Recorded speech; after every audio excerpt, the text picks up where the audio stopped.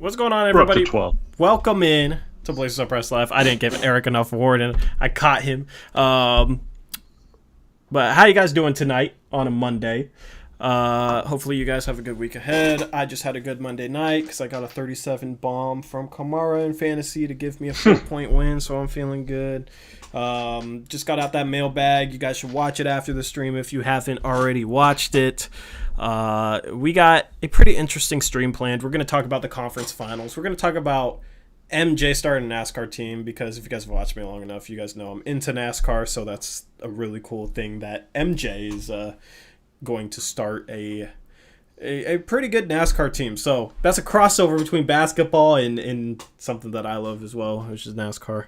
So we'll talk a little bit about that. That should be fun. Maybe get some of you guys into it, maybe not, But I just want to see what car they run next year because I expect it to be one of the nicest looking cars. I put a mock concept in the thumbnail. I just want to see a Jordan car, bro. That would be sick. We'll talk about AD in that buzzer beater. I didn't see that live. I tuned in like 20 seconds after he hit it. Oh, man, you missed that. Yeah, I would have been pissed, though. Poor Denver, man. We'll talk about what the implications of that shot are on the rest of that series.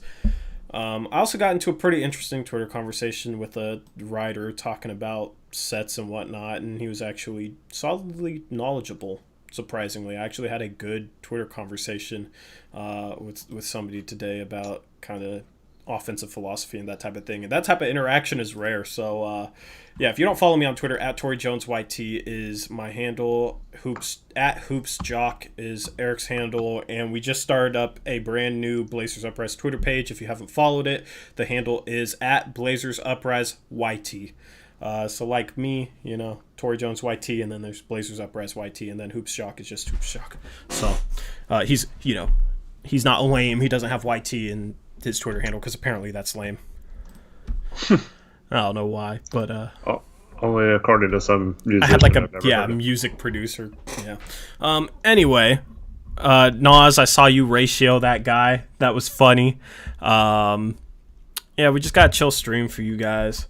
I've been working like crazy, so my energy is still kind of in the dumps a little bit right now. I gotta try and energize myself right now because I feel kind of sleepy. As far as the website goes, postponed until like late September or October 1st, and that's not my fault.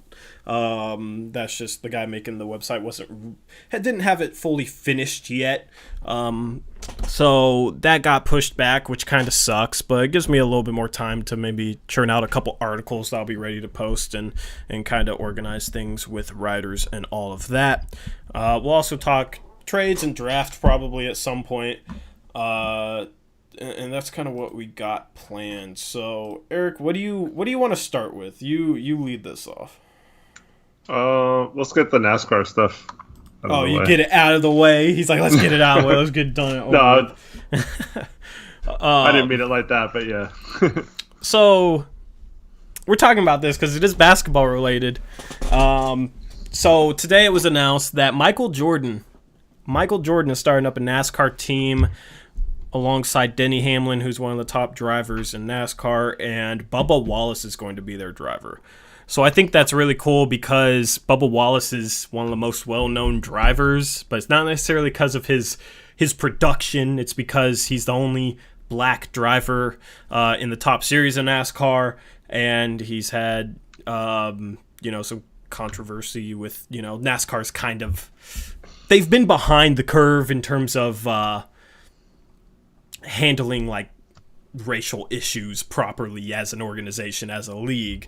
But they took a lot of good steps this year in terms of banning the Confederate flag, which they should have come a long time ago. But Bubba Wallace was one of the main advocates for them banning the Confederate flag.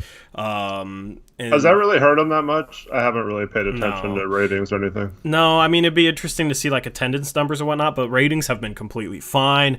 So like, I was happy with that. It's nice to see like NASCAR take the right steps, and the NFL this year too, like they need to do more, the NFL does, but at least they finally started taking some steps, because they've been pretty hard-nosed on, you better stand for the, owners want players to stand for the anthem, Kaepernick got blackballed, all that type of stuff, so it's good to see leagues kind of move in the right direction.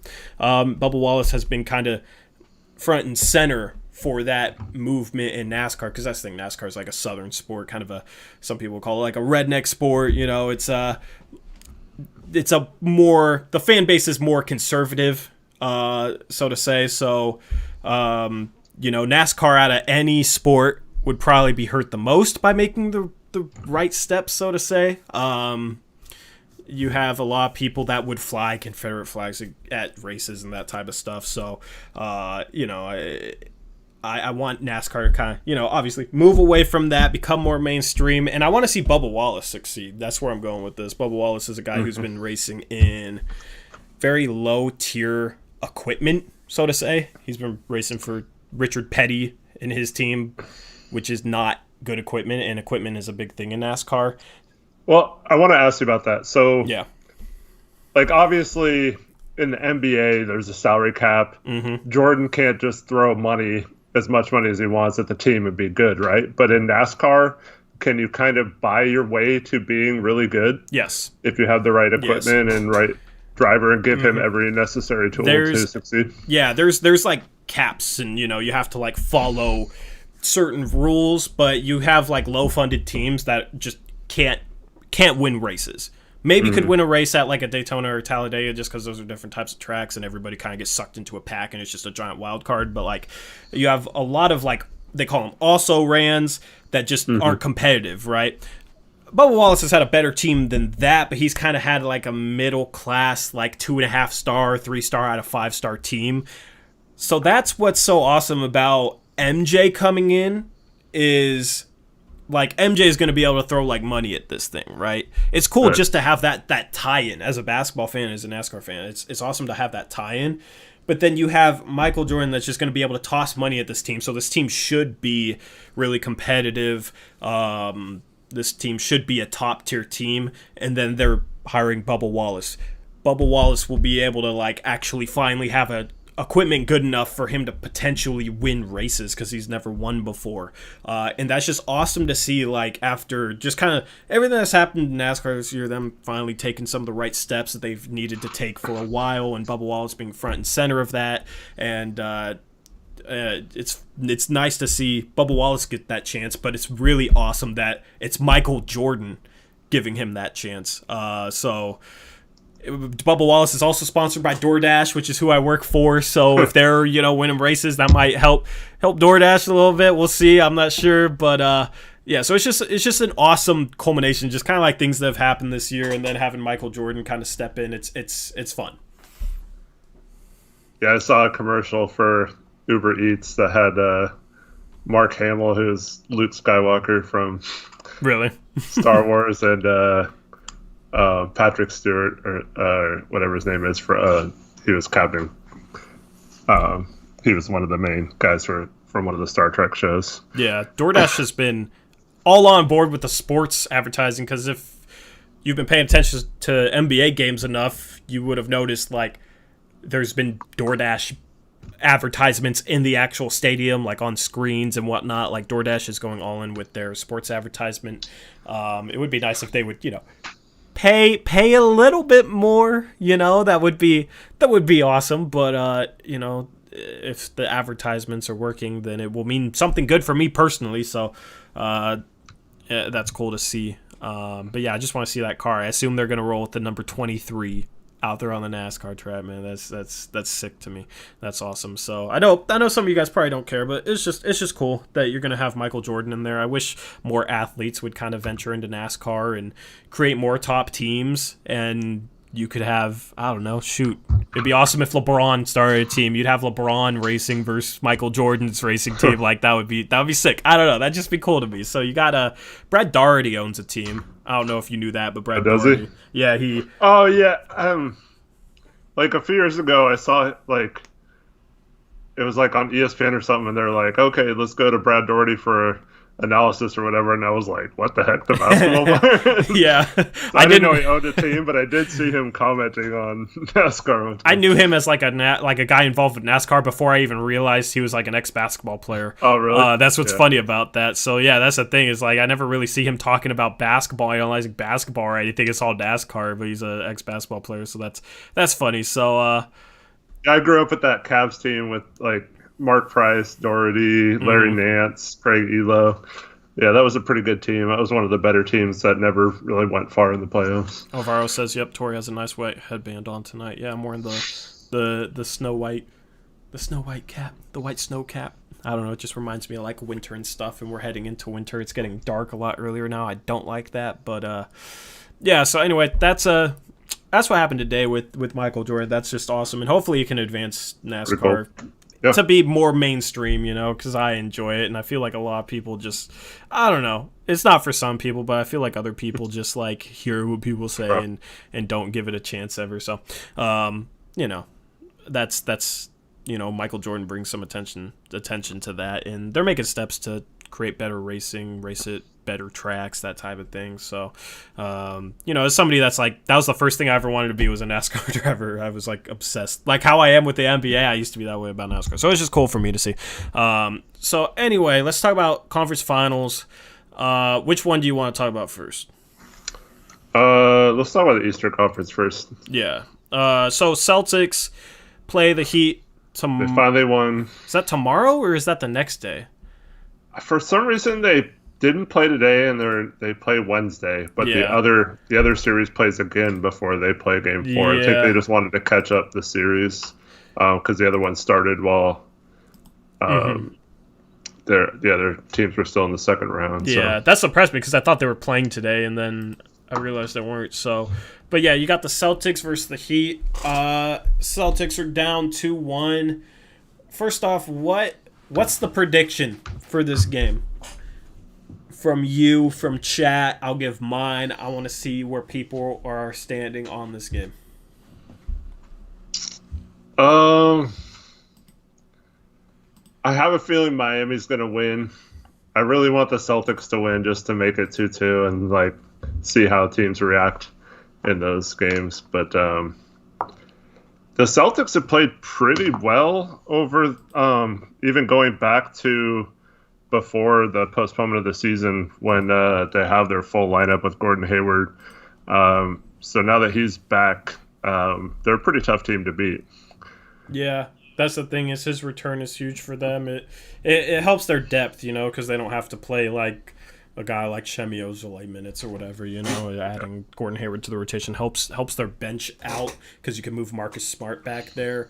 And obviously, like, Gordon Hayward's a good fit with that starting lineup just because they can have three big wings in there that can hypothetically guard 2 through 4, maybe some point guards.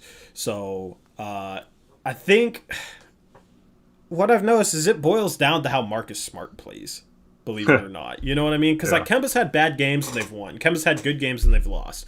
Same thing with Jason Tatum even. You know what I mean? But like, what I've noticed is how well Marcus Smart plays correlates to them winning or losing games. And Marcus Smart is just such a streaky offensive player. Defensively, and just in terms of his hustle, it's consistent. And he's always playing hard. He's always defending. Offensively, his shot is so streaky that like he'll have a quarter. Because he had 5 threes in a quarter in the fourth quarter against the Raptors at one point. If I recall correctly, it was like 5 threes or something. He hit like 3 or 4 in a row. It was like very Dame-esque. But then he'll have games where he can't hit anything. So I think, honestly... Well, I don't remember if it was game 1 or 2, but there was one game that he came out firing in the first quarter and Boston built a huge lead. And then he didn't hit a shot in the second quarter and like Miami came all the way back and it was close at halftime. Yeah. So even within a game, it's like that with him. And I think last game finishing off, he had the Celtics last 10 points because he kept getting fouled and went to the free throw line a bunch. Yeah, so, I mean, we'll see how he plays on Wednesday, and on Thursday we can recap that game and kind of talk about how well he played and if it resulted in a win or a loss. But the Celtics have been playing Enes Kanter more, which I think, honestly, just for a few minutes off the bench, just to provide you with an offensive spark, I think that's the right move. Does Miami stagger Bam and Jimmy Butler? I assume they would. Yeah, they usually have one of those guys on the court. Yeah. The thing is like Jimmy Butler works well in pick and roll, which Cantor doesn't defend well, but Cantor can drop on Jimmy Butler because he's not much of a shooter. Bam Adebayo is kind of a tough defensive assignment for Cantor, but Bam isn't a guy that's going to step out and shoot a three, so it's not as bad as like a Jokic assignment or something like a stretch five. Bam likes to bang inside, and that's defensively kind of like the one thing Ennis is okay at. So honestly, like defensively, just the way the Heat's offense works and kind of where their strengths are, and the way like Jimmy Butler and Bam Adebayo plays. Enes Kanter is not going to struggle as much defensively as if he went against like the Denver Nuggets, which he did, and we actually won that series. But so that's the thing. You can get away with playing him, and he's had some good games so far in this series, just on the offensive boards and finishing well inside. He started off 4 for 4 last game, so you probably don't want him. You probably don't want him on the court much when Dragic is running a lot of pick and roll. Mm-hmm. But yeah, like you said, when Butler is doing it, it's probably fine. Yeah. Get away with it. Yeah, maybe run him against Olynyk. Yeah. I really want to see Myers play in the series. I know he's not playing. I just want to see him play like in a pressure situation, like on another team. I think that would be funny to watch. I know, dude. I just want to see how he do. Like, yeah, they were starting him and Kendrick Nunn, and what was their starting lineup all year? It was like Kendrick Nunn, Jimmy Butler, Duncan Robinson, Myers Leonard, Bam Adebayo, and now Nunn isn't playing and Myers isn't playing. Yeah. It's just kind of weird. But that's the thing. They had a great regular season starting those guys consistently. That's what's funny. And now they're not even in the rotation. But, dude, I would love to see Myers play. He's only played one game this postseason. He played 9 minutes. He didn't score. He had a couple assists, though. No turnovers. His assist to turnover ratio is infinity, so that's pretty good. But I want to see him versus Ennis in the Eastern Conference Finals. I tweeted that out. That would be fun to watch. As Nas points out, Myers was hurt, I think, towards the beginning of the bubble. Mm-hmm. But they had a lot of injuries this year. That's why they got so much playing time. Like, Butler missed a bunch of games. He still doesn't seem 100%. But yeah, the only way Myers plays is if Bam super foul hurt. Trouble or injury. Yeah, because Bam's playing 36 minutes per game in the playoffs. Like, if Kelly Olynyk gets hurt, Kelly Olynyk's only playing 13 minutes a game. They'll just like play some small ball lineups with like Crowder at center or Iguodala even at center or Derrick Jones Jr. You know what I mean? They'll just like run. Because Boston isn't the type of team to punish them inside. Now, if the Heat do advance and go up against the Lakers are extremely big, and if, I don't know, Bam gets into foul trouble or Olynyk, is hurt or something like that, maybe you could see Myers Leonard, a little splash of Myers Leonard, because I assume, you wouldn't want to like go small like the Rockets did. The Rockets got exposed, lost for their last 4 games of that series. So I don't know. Maybe you could see Myers in the finals. That'd be awesome. Yeah, it's nice to see Ennis play though. Myers just has he's such a weird player. Like, he doesn't really do anything inside. He doesn't bang. He but he's really good at shooting threes. So it seemed like that would be helpful to some teams, but yeah. Yeah, and I mean Miami likes their shooting. There's the ad playing. I guess they have a lot of shooting in their lineup, so they don't really necessarily need him like we did. But Myers played 51 games for the Heat this year. He started 49 of those games. Let me do the math. He started 16, 26, 38, 40. He only started 42 games for Portland during his entire 7-year tenure there. So he started more games for the Heat this year than he ever did for Portland.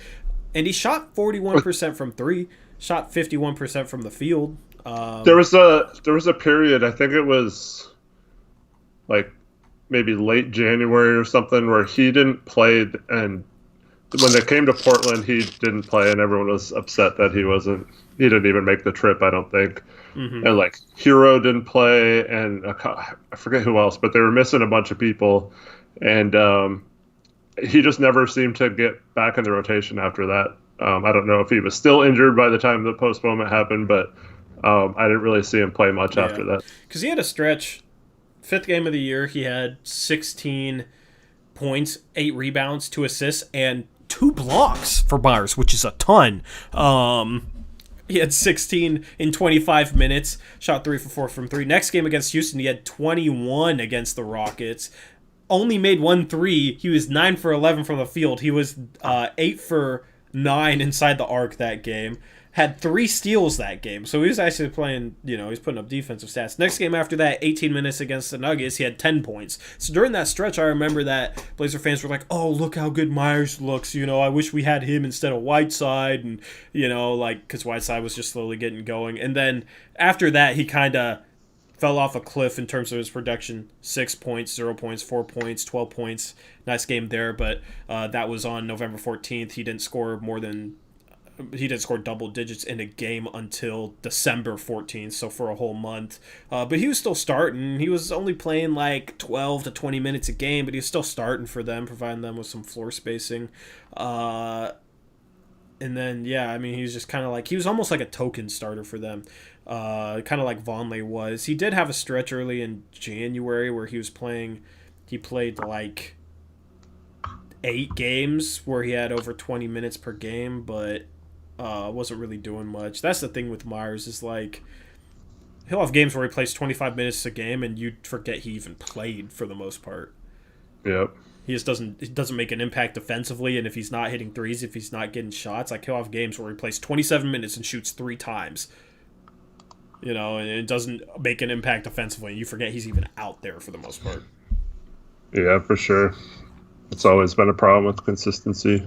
Mm-hmm. So he played 9 minutes against the Bucks in a game they won by 15. That was probably garbage time. So, yeah, it just sucks. He's the type of guy, though. That's the thing with Myers. Is he's the type of guy that he's not going to pout. He's going to be the hype man on the bench, like flexing. You know what I mean? I love that. The Heat will score, and it'll pan to the bench, and Myers just sitting there flexing. Like, that's... it's just good to see Myers. He's a great teammate. Yeah, he's a great teammate. I assume he wants to play, but like he's the type of guy that's going to support his team and not cause a fuss about not playing. It's kind of an unfair advantage. Miami has a super fan in the arena with them. Like, yeah, for real. He's like louder than most fans would be. Yeah. So that's the thing. Like Hassan Whiteside would not be doing that for the Heat. You know what I mean? I think. Honestly, Hassan Whiteside, I don't even think he was that pouty when he was coming off the bench for Portland, but his energy just wasn't the same. And that might not even be something that he can really control. That just might be like just a mental thing where like he doesn't have the right energy if he's coming off the bench. Some players just can't overcome that, and it's not even necessarily like he's like, oh, screw this, I don't want to come off the bench.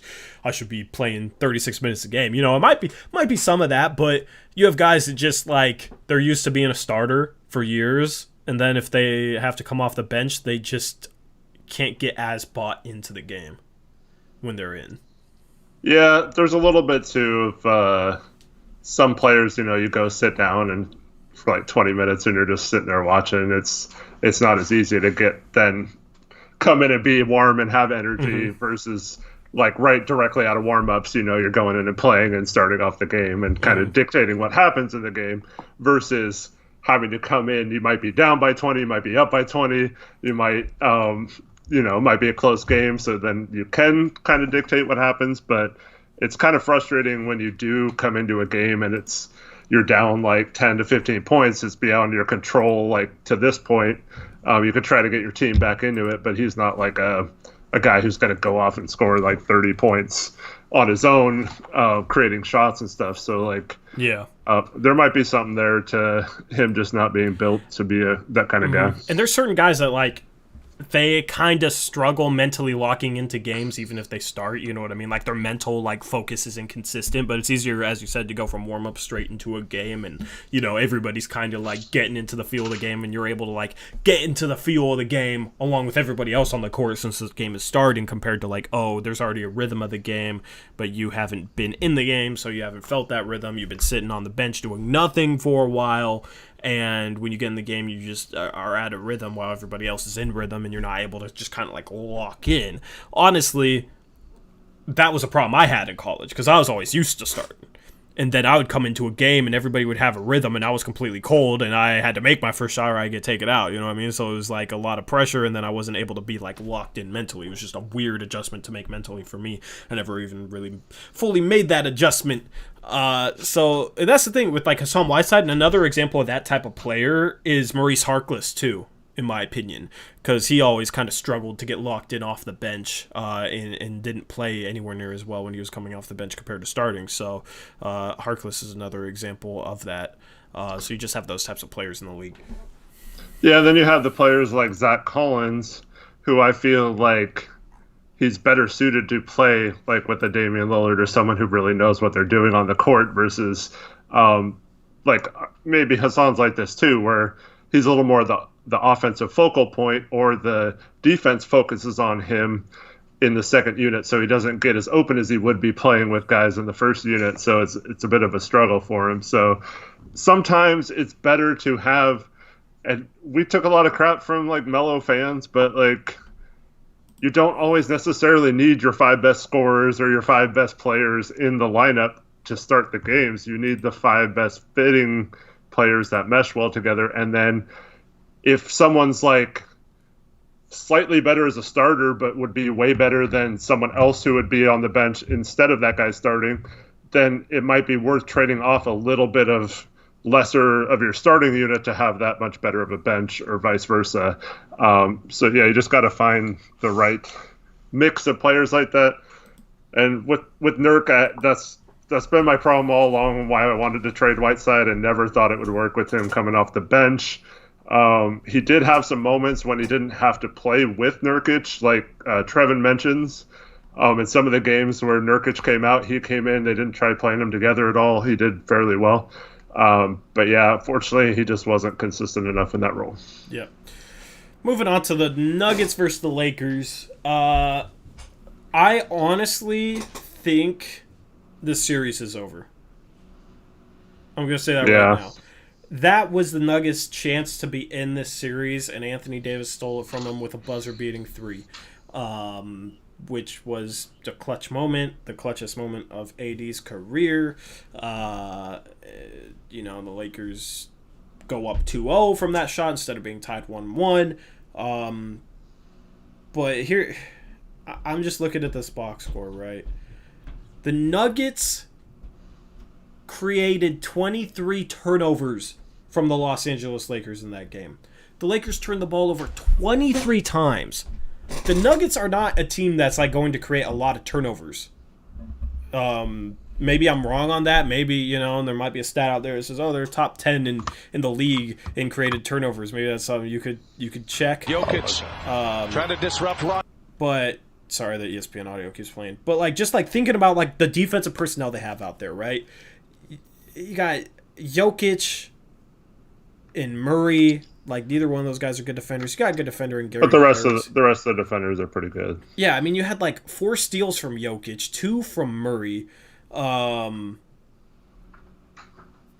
they did have 12 steals as a team. You do have some decent defenders there, but like they don't strike me as a team that's going to cause a lot of turnovers. And then the Lakers being led by like LeBron and a guy like Rondo, they're not a team that I would expect to have 23 turnovers in a game, right? So here's what I think, right?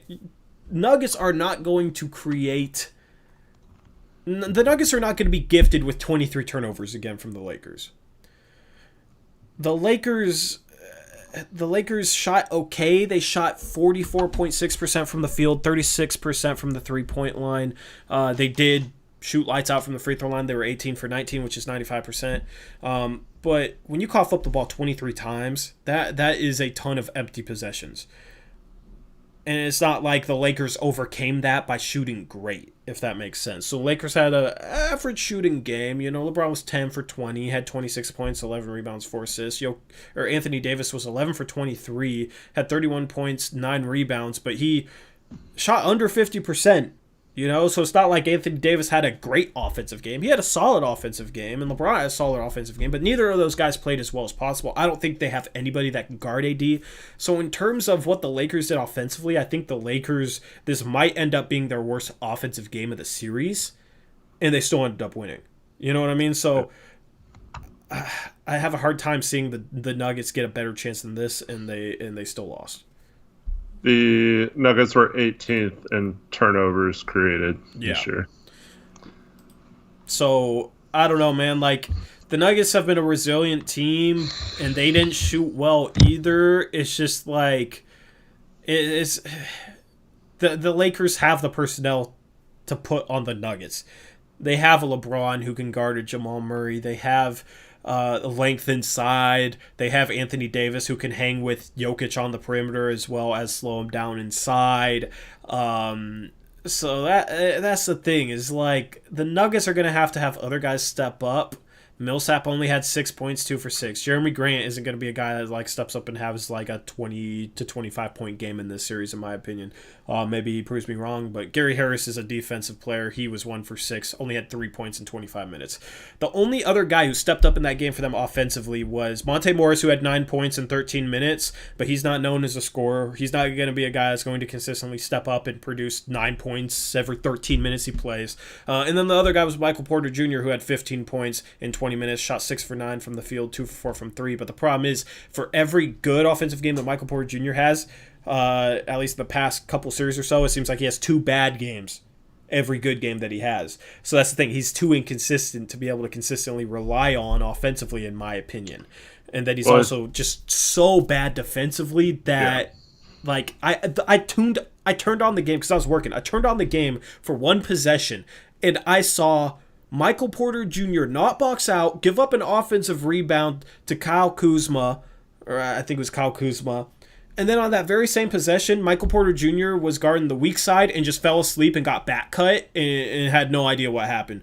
It got back cut, Kyle Kuzma got a lay-in. And like those types of possessions kill you in the playoffs. So those are the type of possessions Michael Porter Jr. gives up. So that's the thing. It's like he needs to be scoring, but he's so inconsistent. It's like you can't really rely on him in that regard. So that's the thing. I just feel like this was the best chance they'd get. I want to hear your thoughts on it. Yeah, I completely agree. I mean, think of how much different this series would be if it was 1-1. Mm-hmm. Everyone like joking around like, oh, the Nuggets have them right where they want them. They want to be down 3-1 or whatever. They're the first team ever to win 2 series down 3-1 in a playoff series.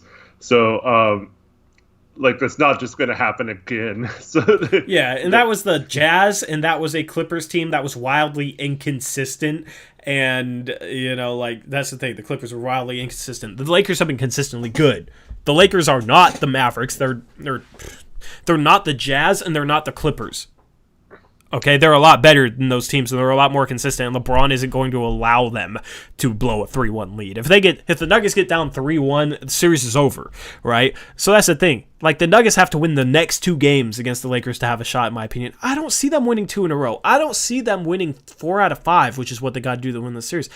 I don't think that's possible for the Nuggets.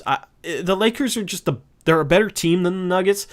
The Nuggets don't have the means to win 4 out of 5. That's why the series is over. Yeah, so like I'm booking it right now. This series is done. Like I'm not gonna watch Game 3 unless it's close in the fourth quarter, right? Like I think they go down 3-0. I think they lose Game 3. I think they lose Game 3 by double digits. That's just the vibe I get.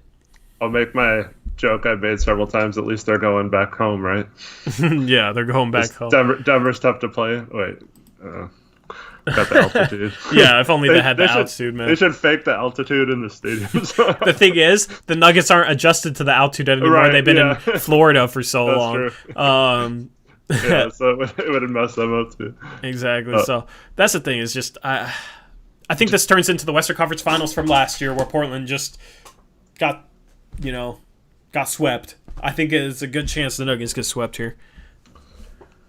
Did you have a chance? I know you said you didn't see it live, but did you have a chance to like break down the last play or see what happened? I saw the replay. It honestly kind of reminded me of like Dame, running off those stagger screens to beat Houston, and they didn't switch. They kind of like miscommunicated, and Chandler Parsons was like trying to run through the screens and getting no help. It kind of reminded me of like that type of play, but like Plumlee expected Grant to switch out onto the shooter, and Grant wasn't ready to. Shervin and Eric Olson are going to trigger me because so there's video before the play. Jeremy Grant like turns to Plumlee and says something like, "Help me out on this" or whatever, but like you can clearly see that the Plumlee runs directly to LeBron and points at Jeremy Grant to go off towards Anthony Davis. He wasn't even trailing Anthony Davis, so like. I mean, it could be that Plumlee was told not to switch and he did it. I highly doubt it. I mean, Plumlee doesn't seem like the type that would just go and do something he wasn't told. So Plumlee runs directly to LeBron and he's pointing and talking to Jeremy Grant, and Jeremy Grant just stays there. He doesn't go out. And then you can see as soon as they pass to Anthony Davis, Plumlee's like, "What the heck? Like, you were supposed to go." Yeah, it wasn't Plumlee's fault. This is what triggered me about it, is people were like, "Oh, but LeBron didn't screen Plumlee, so Plumlee shouldn't have switched." But in that situation, you're basically in a matchup zone. Yeah. That's what you're in. A lot of people probably don't even know what that means. That means it's kind of like a hybrid between a zone and a man. It means you like it's kind of like a switching defense. It's kind of like a switching defense in a way. Basically, they're like AD's running past the guy that Jeremy Grant is guarding. Jeremy Grant, with 2 seconds left, should switch out, especially with the ball being on the baseline. Like, you could have easily kept a guy in between LeBron and in between AD compared to the ball, right? Let me bring up the clipboard for this. But so the thing is, like, first of all, Plumlee is in position, but the only thing I get is that Grant was so worried that the play was for LeBron. But so the thing I mentioned about Grant talking to Plumlee before the play even started, LeBron's standing right there. You can tell he's listening. And LeBron just stands there. He doesn't even move the whole play. He just stands there, and he draws two guys to him. So it was almost like he was a great decoy. But it's with 2 seconds left. So someone's saying in chat, Eric saying he was told to switch if needed. You don't say that in a chat or in a timeout coming off that kind of play. It's either you switch every single screen or you don't switch at all and try to fight through it. Like, there's no other options with 2 seconds left. You don't want to get in a situation where, like, was it a screen or was it not a screen? I don't know. Do I switch because it kind of was a screen but kind of not? You don't leave that sort of confusion. Either so you just switch automatically. You're switching if they run by each other at all, or you're not switching at all, so you don't leave it up to interpretation, which is kind of what it looked like happened in that final play, and it's why there was a defensive breakdown. So everybody's saying, like, oh, it wasn't a screen, they shouldn't have switched, and, if it was a screen, yeah, they should have switched, but it wasn't a screen, so they shouldn't have switched. Those people, I feel like, have never played, like, legitimate high-score college basketball, because if you played, like, high-level basketball, you'd know in those situations, at least if you have, like, a competent coach, like, you don't leave stuff up for interpretation with the game on the line, because then it becomes, like, a guessing contest where it's easy to get on a different page than your teammate because you're both like, I don't know, was it a screen, was it not a screen? AD ran by LeBron. They should have switched. Yeah, so... And yeah, I get that. If you use hindsight, you can say, well, Plumlee had enough time to run and just stay with AD and not get picked. He wouldn't have gotten picked. So, like, yes, if you just look at the play, you could say, Plumlee wasn't getting picked. He shouldn't have switched. But like you said, if the plan is to switch if anyone's near you, then Plumlee runs. You can see he takes off away from AD, runs directly to LeBron, is pointing while he's running and talking, trying to communicate to Grant, and Grant just stands there. To me, if I'm just judging it on what I would do in the huddle, like talking about what to do on that play, I would blame Grant in that situation, not Plumlee. But both of them are at fault for not communicating properly. Yeah, I mean, like here's basically the setup they were in. The red is the Lakers, the blue is the Nuggets.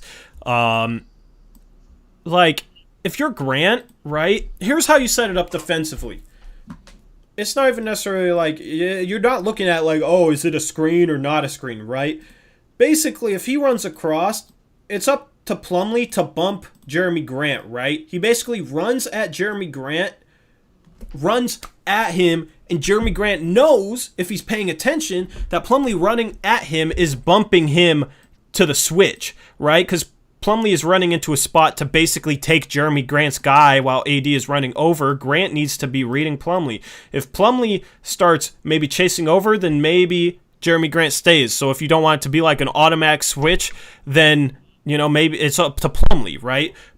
It's not based on, switching is not based on if this is a screen or not. It's based on what Plumlee does. If Plumlee tries to fight through the screen, then maybe you stay attached and don't switch. If Plumlee runs to Jeremy Grant should know that means switch.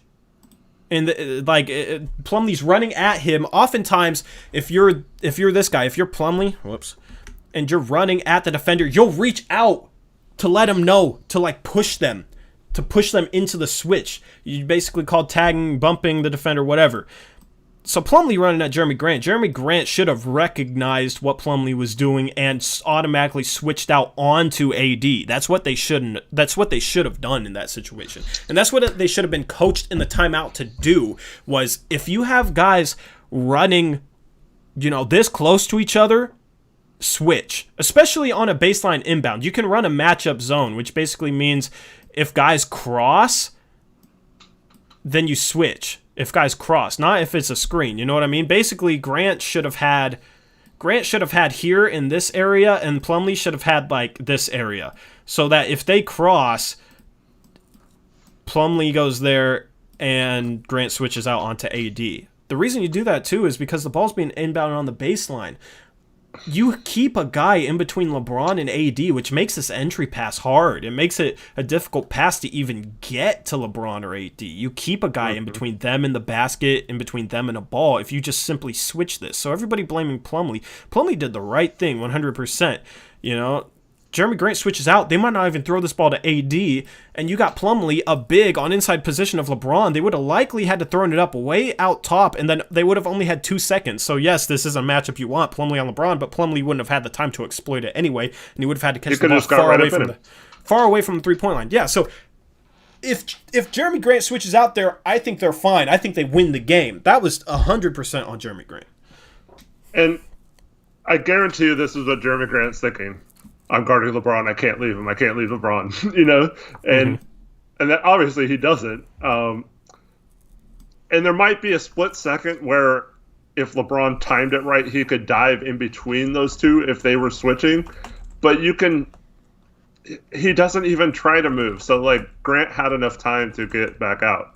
But Eric says, then we agree Plumlee was at fault. Where did I say Plumlee was at fault? You think it's both? No, it's not. I think you're saying because you said it to push him or whatever. I mean, that's the thing, though, is like they should have been in a matchup zone where Grant knows, okay, if AD crosses over LeBron, I'm switching out and Plumlee is switching over onto my guy. That's the thing. You practice those types of scenarios, right? It's kind of hard to explain for some people to understand what I'm saying.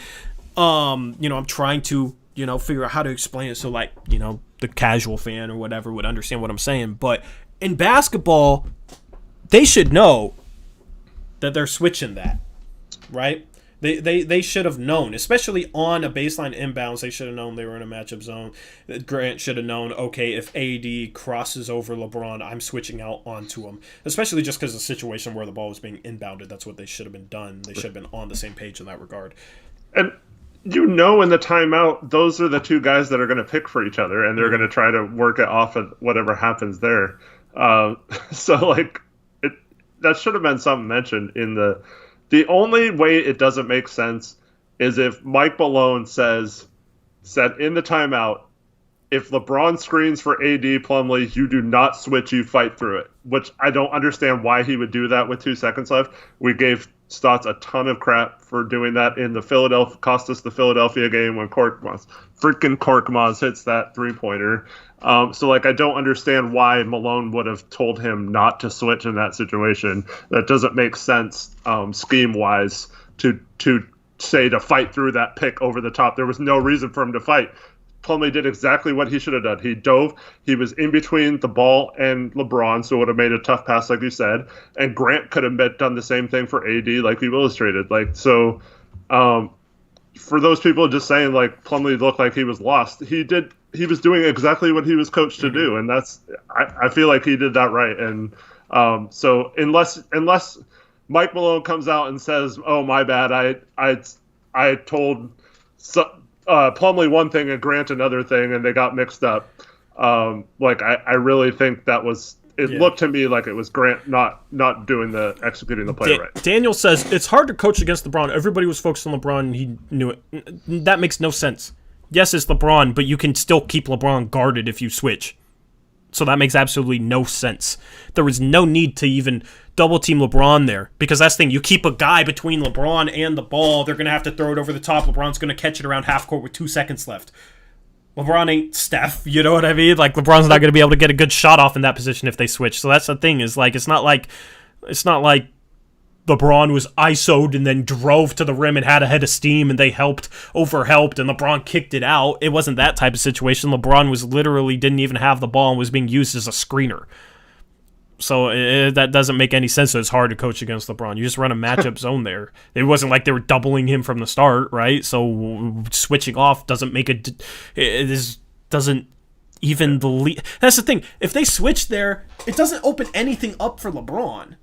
It doesn't open anything up. So saying they were too focused on LeBron would have cut to the basket. Bro, you literally keep a guy on LeBron the whole time. So I guess I got to break this down, and then we'll move on. But while you're setting that up, so Mike had a funny one. He said, just ask MPJ, he will rat. Oh, my goodness.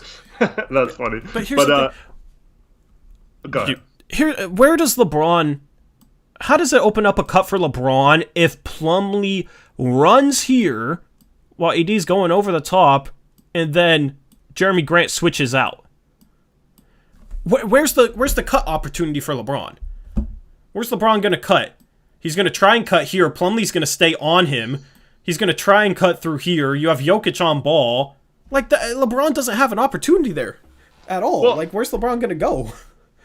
And it's possible that Anthony Davis or LeBron could have gotten the ball and hit a tough shot over someone or a fadeaway or whatever. Like if LeBron goes to the baseline and they pass to him and he shoots like a fadeaway 15-footer for the game, it's possible LeBron hits that, but it's much tougher than getting a wide open 3-pointer from Anthony Davis. He has a 7-footer on him with no time to do anything other than shoot a contested fadeaway jump shot, right? That is great defense. If LeBron hits that, okay, applause to LeBron, because that'd be an insanely hard shot. That would be a much, much, much more difficult shot than AD catching the ball wide open from 3 because both guys just stayed with LeBron, right?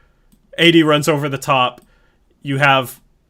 I got the positions mixed up. You have Plumlee run to LeBron, and then Jeremy Grant just stays there, and AD gets a wide open 3. That's far worse. Shervin asked that AD shot was wide open. I mean, Jokic comes from the baseline to try and contest it, but he was like late. I mean, he did get a bit of a closeout, but Davis was already like shooting and like releasing the ball by the time Jokic even tried, and it's not like he really affected it that much. Yeah, that's the thing. Is like this is a straight inside out pass, and he knew Jokic wasn't gonna get there. That's the thing. Like, yeah, Jokic got, I don't know, on an inside out pass to end the game. That's a pretty open shot. It's a pretty open shot.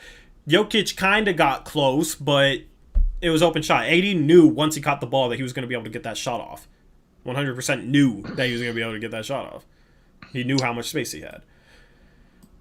I actually prefer a guy closing out in that fashion versus just like if they would have just let him shoot wide open. Yeah. I mean, Jokic really tried to get out there. Props to Jokic. But that was far more open than like LeBron catching it with no space because you got Mason Plumlee on him and him catching it with Mason Plumlee like in his grill already. Compared to Jokic trying to run from here to stop an AD 3. That's completely different.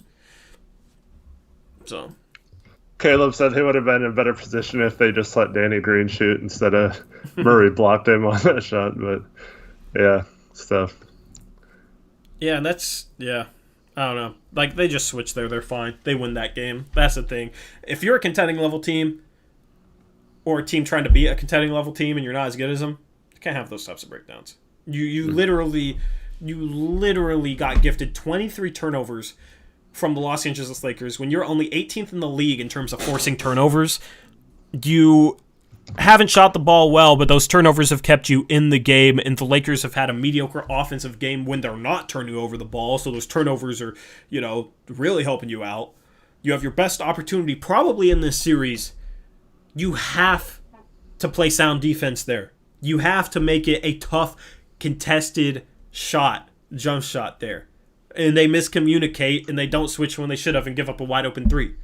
Like, that's the thing. That's a death sentence when you're making those types of mistakes. And that's what separates the true contenders from teams that are pretenders, in my opinion. And I mean, like, I guess you could say, oh yeah, Denver's a contender. They made the Western Conference Finals. But, like, the Clippers were so inconsistent. They struggled with the Mavericks, even though the Mavericks were banged up. And even though the Clippers won a game they might have lost if Porzingis doesn't get ejected and stuff like that. And this is a young Mavericks team with no playoff experience from a lot of those guys. And the Clippers struggled to take care of them. And then the Clippers, that's the thing. The Clippers, everybody's looking at them as like, okay, it's them and the Lakers. Those are two contenders. The Clippers did not play like contenders down the stretch, right? So you get into a series where like, okay, this is the true gauge for the Denver Nuggets, and they choke and they're down 2-0 and they might get swept. I'm not sure Denver is like true contention level status if they really like get handed a golden opportunity and still can't take care of it against the Lakers. You know what I mean? Like, yeah, I wouldn't take it that far because, like, I mean, they're one shot away from being 1-1, and we're talking about them completely differently. But it's like they had to have the perfect. Like the Lakers played very, very bad offensively in this game.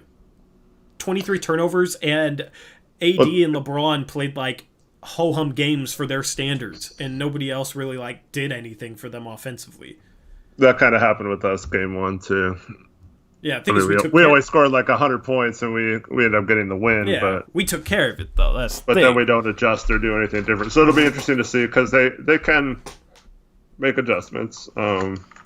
Like, let me just say this: the Celtics, I don't think make that mistake. The Heat, I don't think make that mistake. The Raptors, I don't think make that mistake. I mean, the Celtics let OG get a shot off with 0.5 seconds left, so I can't necessarily say they don't make that mistake. Yeah, but that wasn't as blatant of a mistake. You know what I mean? That was like Jaylen Brown overhelping a little bit. Jaylen Brown he was overhelping. Yeah. And they skipped across a pass like 40 feet across the court, or however long, I don't know. Now took a perfect pass, and Jaylen Brown still almost blocked it. Got a better contest than Jokic did, and you had a role player in OG Anunoby hitting that shot. You know what I mean? That's nowhere near as blatant as like what the Nuggets did, in my opinion. Right. So that's the thing. And if that in that specific situation, because like with 2 seconds left, it should be easy to guard the baseline inbounds. It should be easy, right? Mm-hmm. That's where like the play that Stotts has for Nurkic would actually be perfect. You know, who knows if Stotts would run that in that situation. The thing is, he runs it so much the other team would see it coming. He doesn't have any wrinkles off it. But, like, it should be generally... The play that the Lakers ran, that should have been easy to guard. And I think Toronto, Boston, Miami would have guarded that fine and won that game. It would have been tied 1-1. And that's the difference, you know? Like, those series come down to a game. It comes down to a possession that you blew at the end of a game. So that's the thing. It's like the Heat, the Celtics... I think they'd have a chance to beat the Lakers. I think they are more ready for the challenge that the Lakers present, and I think they are just better at executing defensively and better at situational basketball than the Denver Nuggets are. Man, I was watching, I forgot what it was. It was like a clip from Game 5 of the Utah-Denver series, And it was like a few minutes left in the third quarter, and Denver was down by 15, about to lose that series 4-1. They come back and win, and like it's just crazy how slim the margin is between first round exit losing 4-1, and now they're even having a chance in the Western Conference Finals to possibly be 1-1 in this game or in this series. But yeah, bro, if things bounce differently, I don't think it would, like, you could have had the Mavericks in the Western Conference Finals, right? It was a crapshoot on that side of the bracket. You put any of the playoff teams on that side of the bracket, and I think, like, given how the Clippers were playing, like, if the Blazers were the 6th seed, I think they could have potentially made the Western Conference Finals. Because I think with how bad the Clippers were for stretches, and how, like, you know, like, they were not there mentally, the Clippers. They were not there mentally. Doc Rivers made no adjustments. They, like... They were not to the level of anywhere close to the Lakers. You know what I mean? They had some fortune in beating the Mavericks. And that's Dallas Mavericks. That's the thing. You put any team over there, I think they could have made it to the Western Conference Finals. So that's where it's like, okay, this is the true gauge for the Nuggets. I think, honestly, I would lean towards them getting swept. So that's, I don't know. It's just kind of crazy. Like, the Clippers, that's the thing, is like everybody's like, oh, the Clippers are a contention level team. They should be able to like take care of that side of the bracket. And the Clippers did not play up to their potential. They did not play up to their ability. They, you know, I mean, like props to the Nuggets for coming back from that, but a lot of that was the Clippers. They had their head stuck up their ass. Yeah, that being said, Denver's going to win the next 2 games and make this a series. I mean, yeah, it's just like everybody's saying like, oh, well, Denver's done this before. Like, no, they haven't, because it wasn't the Lakers. So they've done it against a lot worse teams. I think maybe if the Clippers got here, they could give the Lakers a run for their money because they'd have to mentally lock in, and it wouldn't be like, oh, it's the Denver Nuggets and you're up 3-1 and they fall asleep for 3 games, you know? Like, they'd have to be ready to go. So I think maybe the Clippers still would have been the best chance for a team to knock the Lakers out in the West, just because they were kind of built for that, and I think they might have like mentally like locked in because they would have been the underdog instead of the favorite, because I think being the favorite didn't do them any favors. I think that they weren't able to handle that mentally. So Caleb asked an interesting question. If the Nuggets get swept, do you think people will give them the same narrative the Blazers got from last playoffs, I'm assuming he's saying, on their trip to the Western Conference Finals? Yes, but everybody will be saying... Actually, I don't know. Like, people will be saying, like, oh, well... They're younger. They'll be saying, like, you know, the Clippers... It'll be more like, oh, the Clippers collapsed and the Nuggets had a good run. But, like, nobody's going to be picking the Nuggets to make it out of the West next year, right? But the narrative will be different in the regards that people will be like, oh, the future is so bright for Denver, where nobody was saying that about us. Yeah, they just said it was a lucky Bro, run or whatever. To contend. I'm tired of not contending. We need to contend, bro. I want to see the Blazers be a contender for the first time in my life. Because they've never been a contender. Last year, like, yes, they made the Western Conference Finals, but they got swept by the Warriors without Kevin Durant, bro. Like, I feel like the Warriors could have not had Steph Curry, and the Blazers still would have lost that series somehow. Yeah, maybe. Like, God. I just give me CJ for Chris Middleton, please, and make that trade of the first-round pick for Bielitsa. And then there will be no more personnel excuses for Stotts anymore. There will be no more bench excuses for Stotts anymore. Then Stotts whatever, can really Chris get Middleton exposed. sucks in the playoffs. So Stotts already has a built-in excuse. Oh my God, he will always have a built-in excuse at this point. Like, that's the thing. They could trade for CJ for Paul George, who everybody was super pissed that Olshey didn't trade for a couple years ago. But then when Paul George, you know, struggles in the playoffs, maybe because the Portland system, you know, doesn't work in the playoffs, but people will be saying, oh, well, Paul George just always sucks in the playoffs. I don't know, man. Like, that's the thing, is like, just... But defensively, Stotts would have no excuse. There would be no excuse. If you had, like... If you like, trade CJ for Chris Middleton, and then signed, like, a Maurice Harkless, your starting lineup was Dame, Middleton, Ariza, Harkless, and Nurkic, that should be a top 5 defensive starting unit. Because Dame's improved defensively. I think Dame's an average defender at this point for a point guard. And then you got switchable guys who are really good defenders individually and like smart defenders, like, bro, like Middleton, Ariza, Harkless, Nurkic with an average defensive point guard, like there's no reason that shouldn't be like 4th, 5th best defensive starting lineup in the league. Or if you did, even if you didn't get Harkless and you just had Trent, Middleton, Ariza, and Nurk, or even Collins is good. Yeah, that should also still be a borderline top 5 defensive defense. But bro, this is proves my point. Apparently, the thing is, if we did that, I feel like the people that like make personnel excuses for Stotts' defense would be like, yeah, personnel. If you had Trent as the starting 2 and Middleton and Ariza and Nurkic, like if you had that lineup, that should be like a borderline top 5 defensive personnel. But somehow, like, the only change there, I don't know, I guess they didn't have Ariza in the bubble, but like the only change there from what we already have is CJ for Middleton. You know what I mean? I feel like some people think like, oh, if you have Dame, CJ, Ariza, and had like a Harkless and a Nurkic, right? That team has below average defensive personnel.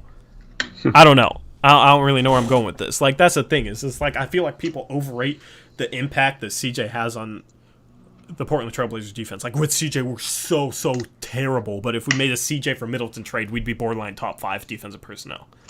Like, obviously, there's a big difference there, but I feel like people overrate that impact. Yeah, and see, the crazy thing is, it shouldn't really be like that where one trade makes that big of a difference. But yeah. Russell Westbrook says, bro, like this stream or I'll block you. But yeah, so I don't know. I'm not really explaining my point the best, but that's the thing is it's just like it would help. And the switchability would be awesome. Mm-hmm. But it's not going to trading CJ for Chris Middleton defensive personnel wise doesn't take us from like a bottom 5 defense to a top 5 defense. It doesn't make that big of a difference. Nothing makes that big of a difference unless you trade like your starting center is Enes Kanter or just the worst starting defensive center in the league and you trade him for like a Rudy Gobert or something. You know what I mean? But like even then, like that's such a huge jump. Like our defensive personnel is not bottom 5 at this point. Is basically my point. It's not bottom 5. Collins would like miss the first couple months of the season with his ankle thing, and people would just say, "Oh, if we had Collins, we'd be a top 5 defense," but we don't have him. I know, but that's the thing. You know, it'd be like that. Yeah. But like that's the thing. If you had, bro, that's just Jason Peterson for I would be so happy with that offseason. Yeah, like because you'd have, I think it's like. Kind of realistic. I don't know if they trade Middleton, they probably go after Chris Paul, but like theoretically, like a CJ McCollum and like maybe a filler assets for Middleton makes sense for both teams theoretically for what they need.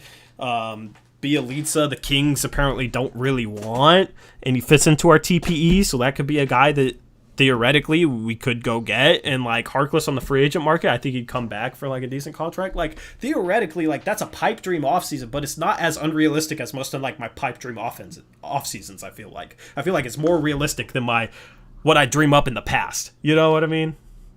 Chat's still working. I mean, your webcam still working. I think we're good. There we're back. There's that good old lag. Yeah. It's been a while. Oh, oh my God. You're going to get a bunch of people mimicking you now. Nobody even said lag in chat, so. But we'll see. We'll see about the lag. No one's paying attention. I know. Draft Naismith. We'd probably have to trade that pick, Nas. And what do you mean Naismith? I thought you wanted Vassell.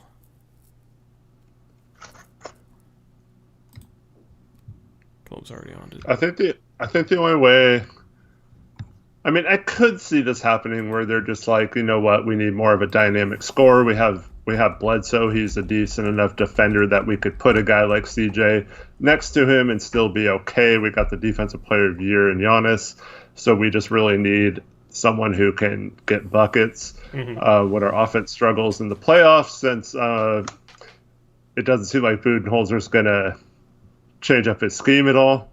But yeah, So that's the only way I really see them doing that is they're just like, wow, we really need a dynamic scorer like CJ versus a role defensive player like Middleton or whatever. I'm not saying he is, but that just from their mindset would have to be how that deal gets done.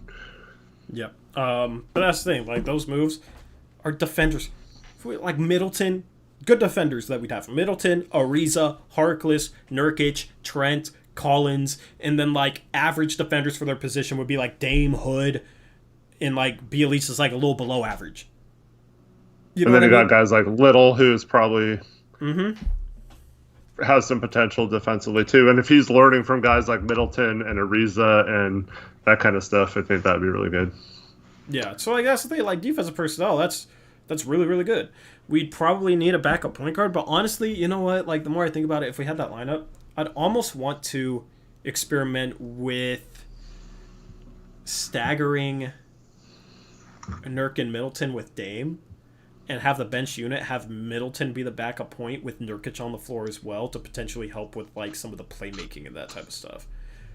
Because I think I don't know. And you'd have Trent out there. Like, I don't know. Against the bench, would that lineup really struggle if you had like Middleton, Trent, Hood, Bielitsa, and Nurkic or something like that? I feel like Middleton could, but it's not like ideal to go into the season as his main role. I feel like that should be more of a secondary if you have to do it type of thing versus like actually planning for it. I mean, do you think he'd really be that much worse than CJ as the backup point though? Especially if you had like Nurkic, if you staggered Nurkic with them. Yeah, because CJ's ball handling, because you can't trap CJ as well as you could like a Middleton and maybe cause some turnovers. Yeah, but like our team's really going to press full court. Like they're probably not going to do that, so it just becomes like what type of half-court offense you run. Well, actually, second units do like you get the crazy defensive guys who like try to prove themselves by getting up in people's face and stuff. So, but you would have technically 5 guys that could like, I don't know, like Bielitsa can handle the ball a bit for a power forward, and he can. If he has a weak defender on him, he could be a guy that breaks the trap. Nurkic even could be a guy that brings the ball up the floor if like they're not pressing him hard. Like Trent, Hood, Middleton, like I don't know, like you just need some sort of way to like handle the if a team threw full court pressure at them. And the half court, I think it would be fine actually. I think maybe you could highlight Nurkic as like a playmaker with that group. You'd have 4. You'd have 4 guys next to Nurkic in that bench lineup that shot 40% last year. Middleton, Hood, Trent, Bielitsa.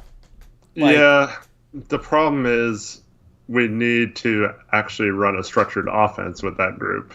And that's the only reason why it somewhat works with CJ is because, like, it's just crap structure and offense, and he just can sometimes break down people and score on his own and just say, like, screw this, I'm going to take over. Whereas I don't see that as much, at least from an ISO standpoint or pick and roll standpoint. Maybe Stotts would slightly take his head out of his ass and, like, draw something up with that.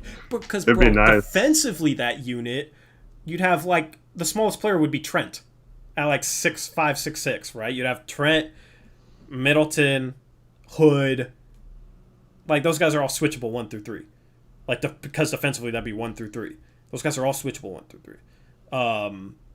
And then Bielitsa, below average defender, but then Nurkic, rim protector. Like, defensively against bench units, I think bench units would really have a hard time scoring on that lineup. Yeah. And, like, the shooting out there, 430, you have that level of defense with that level of shooting, 40%, 40% three-point shooters in your bench lineup. That off the bench, as the bench lineup, I feel like, yeah, we don't really have, like, a prototypical, like, point guard, but just elsewhere, like, we could dominate if it was done correctly. Yeah, we haven't done it where we bring in a dynamic point guard off the bench. I mean, the closest thing we probably had to that in the Dame era is Mo Williams. And he's more like a CJ, a scoring guard type. So, and Simons projects to be the same way, more of a shooting guard Yeah. as a point guard versus that. So The I problem just I like have to with see a that, guy that can actually set up his teammates and make plays for the others. problem I have with that is there's not enough minutes to go around considering like the guys you have. You know, I mean, like you'd have to like give guys less minutes than you probably should. You know what I mean? Like just thinking about like how deep that team is. If you add But like a if 10th rotation player, yeah, but if we didn't have Dame and CJ uh, like together anymore, you can kind of spread the minutes out to like 30 minutes per well, player think instead. about it this way, right? If you had a backup point guard behind Dame, right, that would cover the point guard minutes. For the other four positions, you'd have Middleton, Ariza, Harkless, Nurkic, and then off the bench you'd have Trent, Hood, Bielitsa, Collins. All of those guys, on average, could only get 24 minutes per game, like on average, amongst them all. Yeah, well, we don't know for sure about Hood and Collins at the start of the season, at least. I mean, it looks like it's going to But start like Christmas or yeah, January. Collins should be fine, right? Because he had surgery, August? So that's like 5 months. Hood, that's more than a year after he had his injury. Like, he should be fine.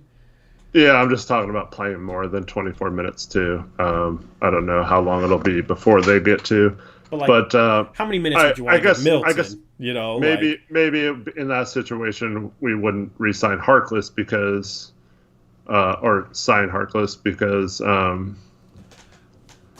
maybe that's how we get the backup point guard. I know I'd you rather like have that lineup, Harkless but than the backup point guard because Harkless gives you that level of switchability and gives you that extra like big wing defender. Because that's the thing, like you throw that lineup against the Clippers and it matches up with them beautifully.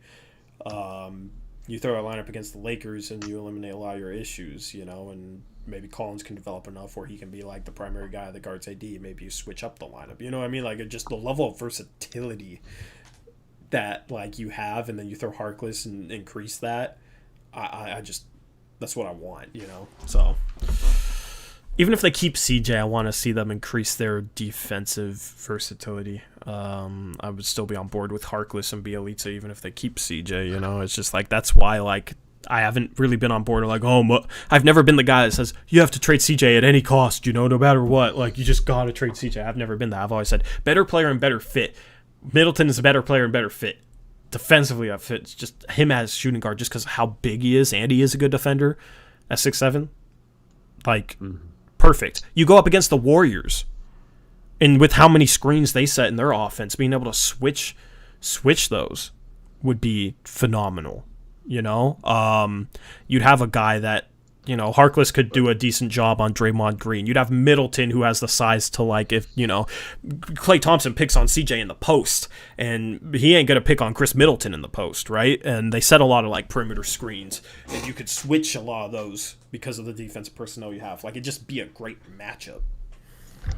oh, I guess it's a little confusing why you'd want Bielitsa then if you're trying to get so much like because he'd literally be the only I don't think he's as bad of a defender as you think he is. I think he might be slightly below average, but I think he is a smart defender, you know what I mean? Like, he doesn't have good tools, but he doesn't tools, have the switchability that the rest of the lineup would have. Yeah, but like you're talking about a guy being your backup point guard or backup power forward, like, and you're talking about trading for him and his contract fits in. How else are you going to get somebody with the TPE that is like that much better defensively than Bielitsa, the backup four? Well, not necessarily the backup four. I'm just saying if you had Collins as the backup four in your situation instead of that, and then had brought in a center. But like, I don't think Collins is really any like that much more switchable than Bielitsa at all, you know. And I think Collins' natural position, like if we're trying to win next year, I think it might be better to play Collins at the backup center and the backup four. I would like to play him at the backup four to help develop him at that position, since that's where I think his long-term fit is. But like, I think he would be more productive as the backup five, and he would be a five that could like switch. You know, I mean, like his versatility at the five is better than his versatility at the four, in my opinion, since fives are usually slower. I just love the idea of having 3 guys who shot 40% from 3 last year off the bench too, like that level of shooting too. To have like Trent, Hood, Bielitsa, like that would be the best shooting bench in the league from the arc, and we know Stotts loves his 3-point shooters as well. So that's kind of the idea with Bielitsa. So And you could kind of hide him considering the guys you have on the team. You could hide him on a week 3 off the bench. So, yeah, I don't know. He'd be our only below average defender, though. I just love being so. I was talking about like bringing in Harkless to be our starting power forward, and then also using our TP to get another power forward.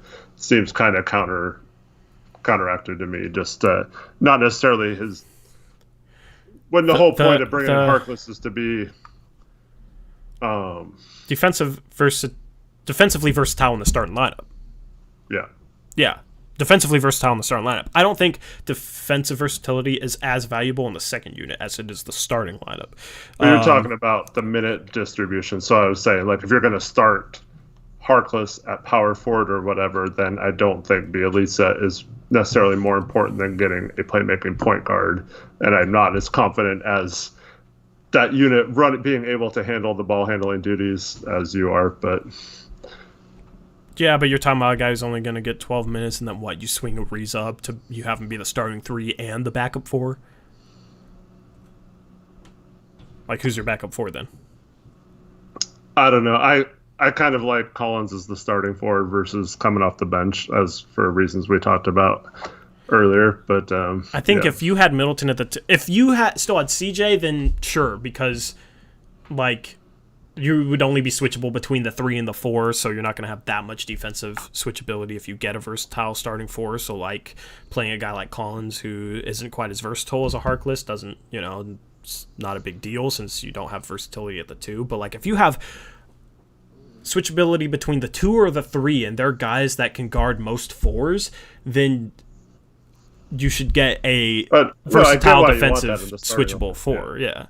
But that's the thing is like if you don't trade for Ariza, it'd be like Collins is the backup 4 and probably bringing Hassan Whiteside back, since you wouldn't really have a tool. You know what I mean? And then you'd like get a backup point guard or whatever. You know what I mean? Like I don't know. Like the Bielitsa thing doesn't affect getting a backup point guard in my mind, since that would likely be either Simons or like a very like a vet minimum guy.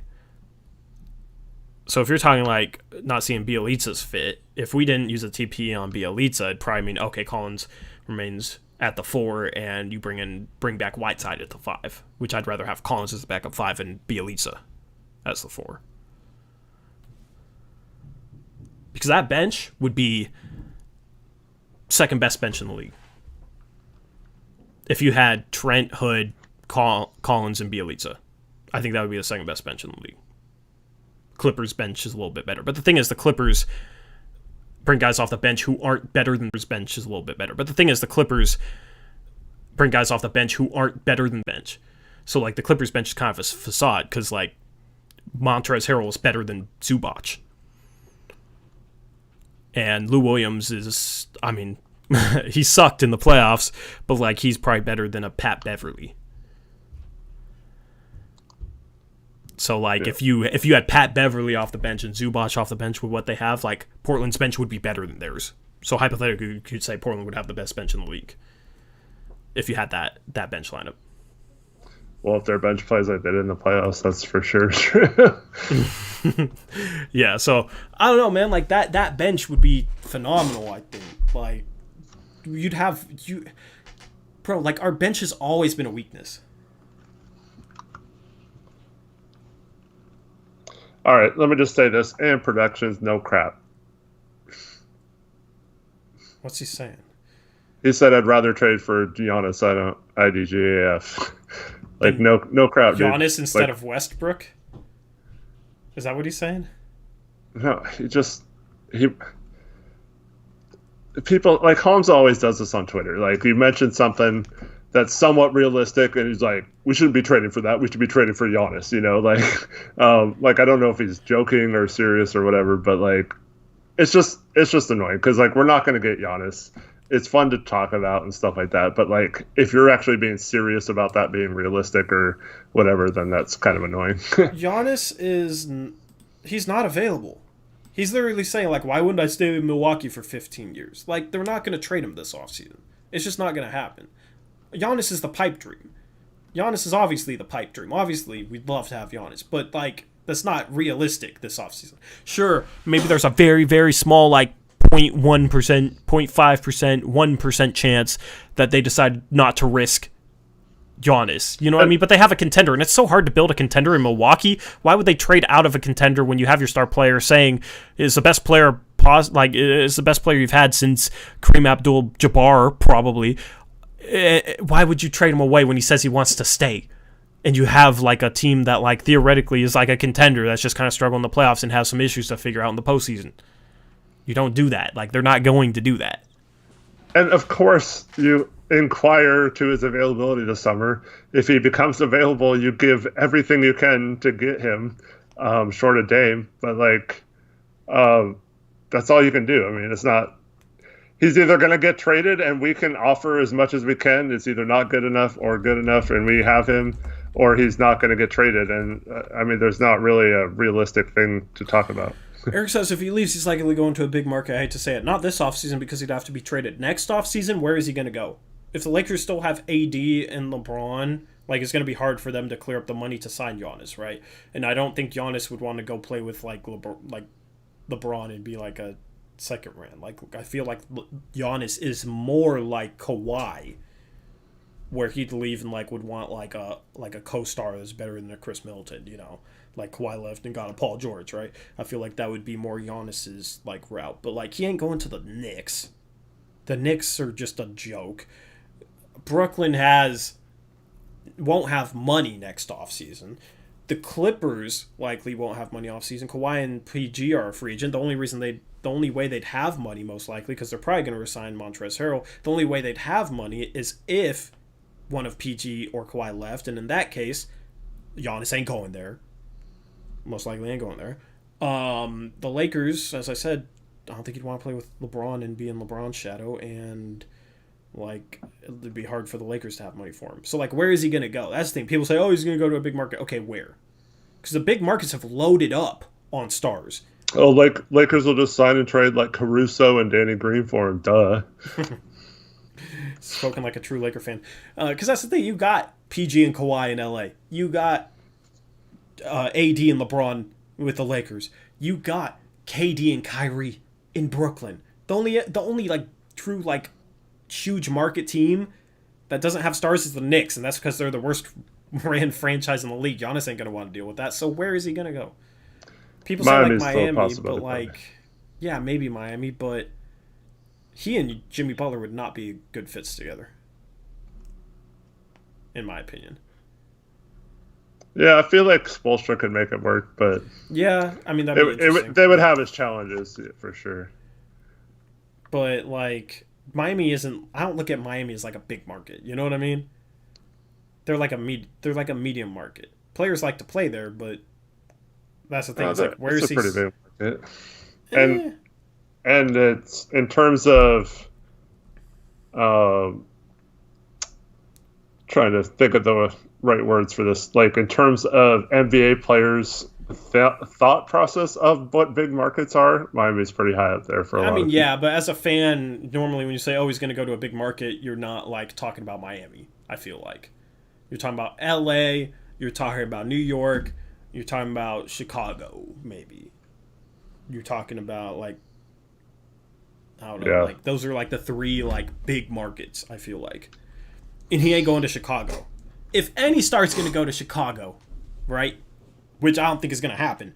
But if any star goes to Chicago, it's going to be Anthony Davis this offseason.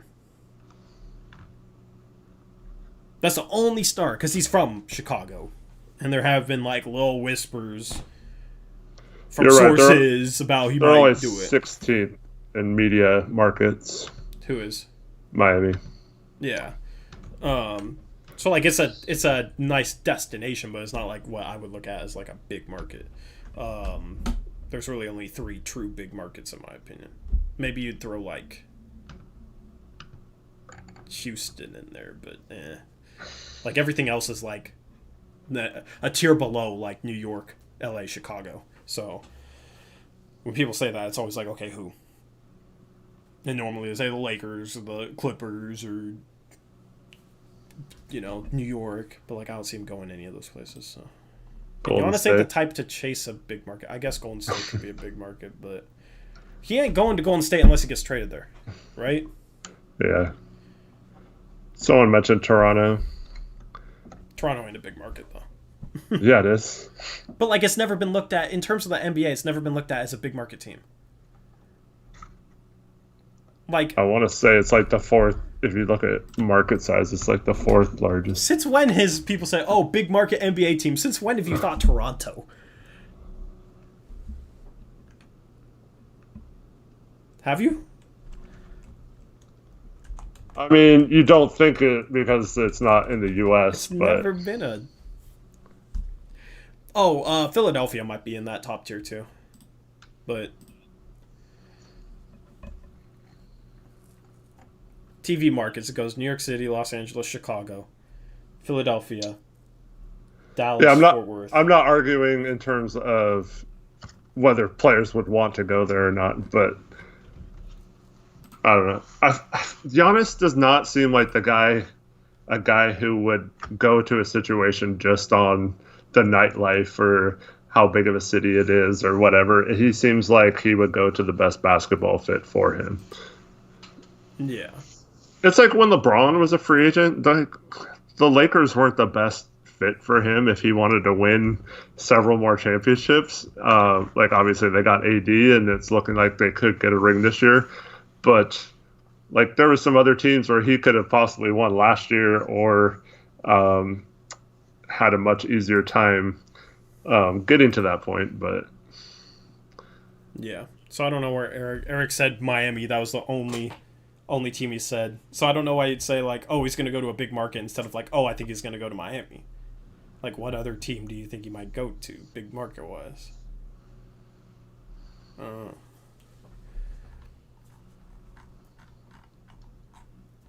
And he ain't the type to chase that. I agree. Kawhi went back to LA because that's where he's from. yeah. You know, like, if he is from a small market city, he might have went back there, because I don't think Kawhi is the type to chase a big market. He didn't go back to LA because it's a big market. He went back to LA because it's his hometown. So, Giannis ain't the type to chase a big market, in my opinion. So, I don't know. Like, I don't think he leaves. I don't think he does. I honestly think he resigns there. I honestly think he's going to be like Dame in that regard. Yeah, it'll be interesting if he signed, like, because Dame signed the Supermax extension before. He could have waited and gotten more money than he even got, but well, not now. Maybe it would have been a worse decision since the cap situation is messed up now. But he didn't know that at the time of signing that. So it'll be interesting if Giannis just signs the Supermax extension versus waiting till next offseason to sign the full Supermax deal, or if I mean, you never know if something happens like what happened to the Blazers in LaMarcus's last year, where like things just fall apart completely, and it seems like he's going to stay all year, and the team's going well, and then there's a bunch of injuries. Maybe even he has a big injury, and it kind of changes his mind. But yeah, from everything I've known about Giannis, he just doesn't seem like the guy who really wants to chase a ring elsewhere. He seems more like Dame and wants to get it done on the team he came into the NBA and thrived with. Yeah. Yep. All right. Well, I'm gonna wrap up the stream. You got Trade Talk Tuesday coming out tomorrow, right, Eric? Yep. Could I get a thumbnail for that? Yeah, I got you. Thank you guys for watching. I appreciate you guys' support. There's really nothing to plug in this outro, so it's going to be a quick one. But I will catch you guys later. Hope you guys have a good rest of your week. We'll catch you live again on Thursday, and we will have a couple games to recap then. Until then, I'll catch you guys later. As always, peace out. Go Blazers.